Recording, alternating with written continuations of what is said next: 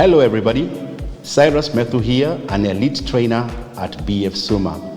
And I want us to touch on a very important topic, that is customer service. You see, in very many companies, one of the most effective things that companies have been doing is taking care of their customer. So why customer care? You see, when you focus is only on customer service, your customers might tell others, hey, I've done business with BF Suma. Hey, BF Suma products are really working. And when your focus is only on customer satisfaction, they might say, I've never had a problem with BF Suma. You see, with proper customer care, your customers will say, I love doing business with BF Suma. And that's why we want to get when people come back, when you have repeat sales. Let's try and get a difference between customer service and customer satisfaction. Customer service focuses more on ensuring the goods or services the customer wants are available when they come calling. That's what they want, that's the focus. But customer satisfaction is the pleasant feeling the customer gets when they get the goods or service they want.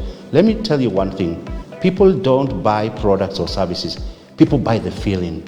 People buy that feeling that they get. Have you ever gone to a bank and find that the teller is not taking care of you? I promise you, you don't want to go back to that bank. It's the same in our business. We must get the customer satisfaction. Now, bottom line is this, that there's nothing like saying poor or middle or average. It has to be excellent service. And let's try now and find out, how do we give that customer service in the best way? Before we do that, it's good then to first of all get to answer this question. What is customer care? Customer care is that client's or customer's perception of how well you supply those goods or services. It involves putting systems in place. Do you have the right systems? Do your customers understand the systems? And to maximize on your customers' satisfaction with the business, they need to say, I'm ready to come back for the next product.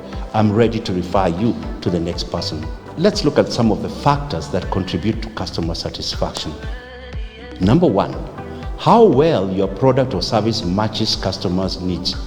Do they get satisfied with what you promised? If they did, they will always come back. Another thing to look at is the value for money. Price is nothing, the value for the money. And that's why you find that many people will come and even look for a product that is 20,000 shillings because it's value for money. It has the quality, it has the efficiency. Now, talking about efficiency, your efficiency and reliability in fulfilling the orders is very important. When you always say that you're going to deliver a product, deliver. Don't overpromise and underdeliver is the key word. And of course, the professionalism. Is it packed well? Are you friendly? Have you put a sticker label on it to explain how the products are working? That's a very important and crucial part of professionalism. And how well do you keep your customers informed? There's a new product in the market. Do you send them a message or do you call them to tell them about that? And do you also tell them that the products that you are selling have now, are out of stock? That's another way of keeping the customer informed on what's happening. They always say the secret is in the follow-up. And of course, that's why we say the after-sales service is important. Let me tell you, very many people will sell a product, will not care whether the product, even if it's for weight loss, worked on their customer, will not care whether the person has started feeling better after using the products that we deliver. The key word is always follow up to find out how your customer is doing. They will never leave you. They will always see your smile whenever somebody else comes to sell them a product. So there are 10 commandments of customer care that we are going to look at now. And if you can master the art of these 10 commandments, I promise you, your business will never be the same again. So let's go. The first one, satisfied customers. When you have satisfied customers, they are going to help you grow by continuing to do business with you. You will get repeat sales and also recommend the products to your friends and associates. What else do you want in the business? The second one, know who is the boss. Like they say, the customer is always right even when they are wrong. Your business, whether you tell the customer to take products in a long distance and you can't, always know that they are right. Keep the promise that you had for them. Never forget that. And be a good listener. This is a big one. You see, there are many times when we want to talk about our products, the features, the benefits, and we keep on talking about them. But we do not identify the customer's need by asking questions and concentrating on exactly what they need. I always say that everybody has got a primary motivating factor. Listen, take notes, get to know their body language, just get to know what is essential, what do they need, and beware of making assumptions. Thinking you know what the customer wants is not the right way to go. Do you know what 3 things are most important to the customer? Don't approach them with that approach that you want to make a sale. Listen to the need, note it down, and get going. And the next one, of course, is to making sure the customers feel important and appreciated. Treat them as individuals, not as we are. Always use their name, their full names, and find ways to compliment them. But be sincere. People value sincerity. It creates good feeling and trust. Think about ways to generate good feelings about doing business with you. Customers are very sensitive and know whether or not you really care about them. Thank them every time for your business. This is what we say: if you do not take care of your customer, somebody else will. And another way, another commandment, identify and anticipate the need. Most customers' needs are emotional rather than logical. The more you know your customers, the better you become at anticipating the needs. Communicate regularly, like I said earlier on, so that you are aware of the problems or upcoming needs of your customer. Let me tell you something. Let your customers understand the system. Your organization may have the world's best systems for getting things done, but if your customers don't understand them, they can get confused, impatient, and even angry.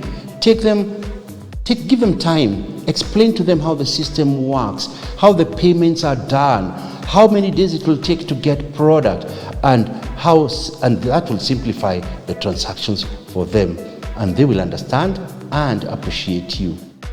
You need to appreciate the power of yes. Always look for ways to help your customers. When they have a request, as long as it is reasonable, tell them that you can do it. Figure out afterwards. If somebody tells you that they want you to deliver product to a certain town, tell them yes, and you can figure it out later. Look for ways to make doing business with you easy, and always do what you say you are going to do. Like I said, don't overpromise and underdeliver. And know how to apologize. There are times when things go wrong. Apologize. It's easy and customers like it. The customer may not always be right, but the customer must always win. If a product is missing, just be sincere, apologize, and tell them that there will be a delay. Deal with problems immediately and let your customers know that what you have done. Make it simple for customers to complain. Value their complaints. As much as we dislike it, it gives us the opportunity to improve. Give more than expected. I like this one. Since the future of all companies lies in keeping customers happy, think of ways to elevate yourself above the competition. Consider the following. What can you give your customer that they cannot get anywhere else? An extra sachet of coffee? Maybe a free presentation you can do for them? What can you do to follow up and thank people even when they don't buy? I promise you, keep your customer informed on what is going on in the company. Even if they don't make a sale, they'll always appreciate you. I was told this by my mentor, that the key to keeping your customer is frequent communication. Now, give regular feedback, encourage and welcome suggestions about how you could improve. There are several ways in which you can find out what your customers think and feel about your services. Listen carefully to what they say. Check back regularly to see how things are going. Provide a method that invites constructive criticism, comments, and suggestions, and your customer will always be there for you. It's about the relationship you keep Customers will relate with you always and will never go to a competitor. And finally, on customer care, there is what I call the customer care cycle. And these are 8 things that you will need to remember. First of all, you need to identify the customer and their needs. Don't go out selling a product just to make retail profit. Identify the customer. And number 2, recommend all the appropriate products. There are times when we go a little down, too low, when we come to recommending products. Just look around you, listen, and recommend all the products. And number 3, take the orders with urgency. Don't wait for the customer to just say that I'm going to get back to you. When you find that somebody has got a need for weight loss, that's time to take the order. And number 4, remember to deliver the orders that you take. Don't just tell them that you have the products, tell them you exactly when you're going to deliver. You say it's within 24 hours, deliver within 24 hours. And number 5, make sure you contact the new customer within 48 hours. That's very good follow-up. If you do not follow up on whether the product is working, the feeling they are getting right now, the customer definitely will go to somebody else. Somebody's waiting out there. And number 6, update your customer records. Very important. There are times when we only update the records of our new prospects, but don't update the records of our customers. Get to know when they last ordered. When will they be their next order?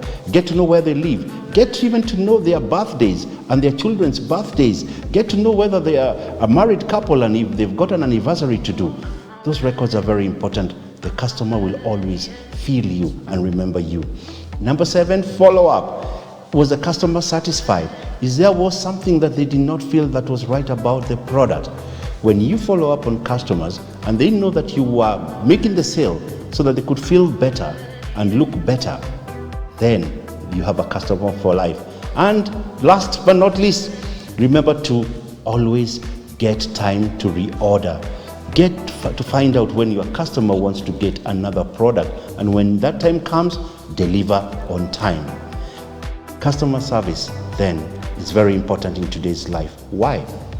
It generates repeat business. It will generate referrals for you, definitely, and it helps you maximize the benefit for your customers. When your customer is satisfied, they will always come back and help you get more. And of course, it helps you to maximize your commissions. More product moving means higher commissions, and it creates that customer loyalty, that friendship, that relationship, that when a customer walks in any shop or any chemist, they see your smiling face. That's where you want to get to, that they are loyal to you. And it will increase the product awareness of different range of products that are available.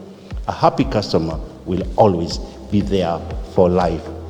So you've met a customer or a prospect, and while you have given a very beautiful presentation and you believe that they are going to buy a product or join the business, they say no. They say they are not ready. They say it's too expensive. Or they even tell you, come another day. There are times when we go through these objections, and it's a reality in life. Not everybody is going to say yes to the business and to the products. So I just want us to see how we can handle these rejections, these objections that we come in. And why I call them objections and rejection is because when somebody comes and says, I am not ready to buy the product, you feel rejected. And when you feel rejected, it becomes like a failure. You feel that you are not in the right business. Many people give up when they get a no. And so let's learn a few things about how you can overcome these objections.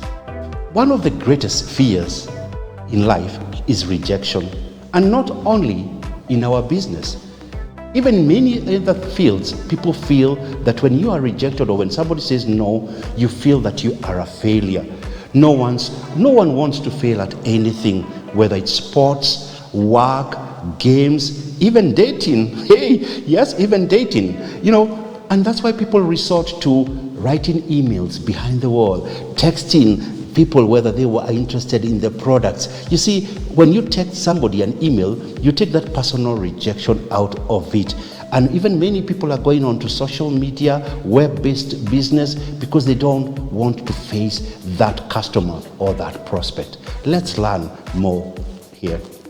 One of the things we need to understand is that our business, direct selling or network marketing, is a people business.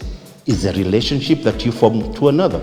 And so the best way of selling product or getting somebody to join your business is through a face-to-face discussion. The more you prospect, the more you share BF Suma product with someone on a face-to-face basis, the bigger your commissions, the bigger your chances are for success, and the more incentives like travel that you are going to earn from this business. It's a people business. We need to know how to meet people on a face-to-face basis and face these objections. So, first things first. Why do people feel rejected? It's your ego. Your ego could be the biggest problem.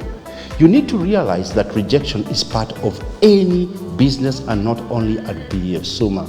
Statistics actually show that if you get people and you go to prospect and to present, you'll find that it takes 9 rejections to get 1 yes or even a maybe I'm going to buy product. So we need to keep on a daily basis, keeping track of your performance and the percentages of the no versus the yes. There's a day that will come when you'll find that there are so many people saying no, no, no, and there are some who are saying yes. Be okay with the no. They are not saying no to you. They are saying, I'm not ready. No for now, try again later, and remember, keep a positive attitude. Your attitude will determine your altitude in our business. So why do people object? People object because of the messages we use, the words that we use, words that can cause them to think and respond with their subconscious mind. Now, very many distributors, very many salespeople out there are using words that are bringing that rejection. Are you interested in buying my weight loss product? People say no. I have a great weight loss product. Are you interested? No. I am in the MLM business. No. You get an automatic no when you use those kind of words. One of the things we need to remember is that practice makes perfect. There are certain words that I'm going to take you through here, certain phrases, and if you keep on practicing on them for some time, you'll realize that you get more yeses and no. Think about it. For you to become a pilot, for you to fly those aeroplanes, you need to practice. You need to do so many hours. Playing basketball, football, starting a new job, you have to go through orientation. Selling BF Suma products is the same thing. You don't just join and say, I'm going to become a superstar in selling products. You need to take selling our products seriously. You need to learn the products well. You need to learn their benefits and their features. Learn the skills, the people skills. Learn about how you can sell a product in an easy way, and you become perfect with time on the techniques that you use. So, apart from practicing and becoming perfect, let's learn a little bit about some words and phrases that are going to cause a person to make a conscious decision, not subconscious decision. That yes is what you are looking for, made from the logical side of the brain, and it's information that is actually processed before they make the yes. These words that we use sometimes. Would it be okay if I showed you how? Think about it. Would it be okay?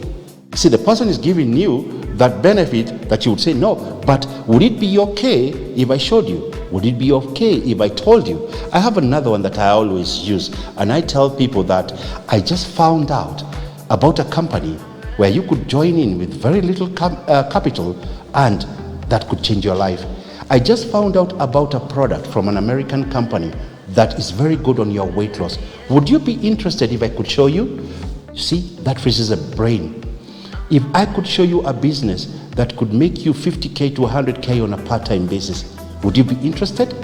These are the words that freeze your brain. And it's very good at BF Suma.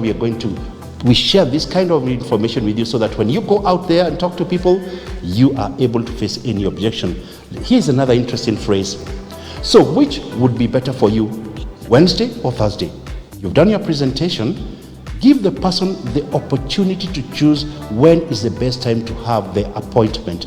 You freeze their brain. If you leave it open, they'll say, this week I'm too busy, next week I'm also too busy. But when you give them option, is Friday or Saturday better for you? Which one would you like us to meet? Another one is, I have a great product to sell, and it takes about 2 minutes, only 2 minutes. It might help you if you get interested. Do you want to hear about it? Another one I always use is, if I could show you a product that could make you lose 10 kilos within 30 days, would you be interested? I have not mentioned the company or the products. Now, we need to use this kind of phrases. We need to get these skills of using these phrases as a part-time and full-time thing on a daily basis. Make this a habit. You see, when you continue doing this, it becomes a habit. Try it for the next 30 days. Change the way, practice this kind of words, and you'll find that the habits are things that we do involuntarily. You'll become an expert in using these phrases out there.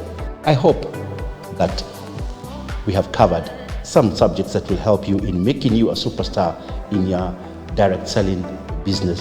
Whether it's customer care, always remember the customer is always right, and you will need to give the best services out there. And when it comes to objections, don't take it as a rejection. Accept it. Get to know what words to use. Practice, practice, practice. And I promise you, you and I and everybody else in BF Suma will always think about the future.